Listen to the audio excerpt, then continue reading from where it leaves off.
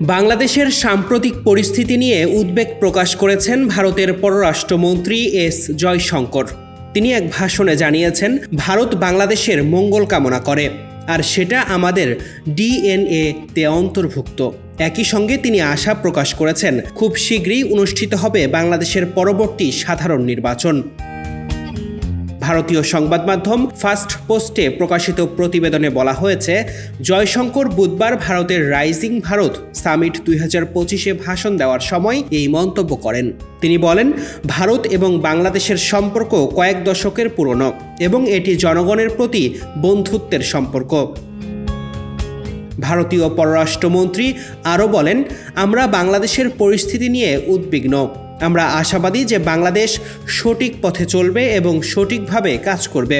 আমাদের চেয়ে বেশি আর কেউ বাংলাদেশকে ভালোবাসে না।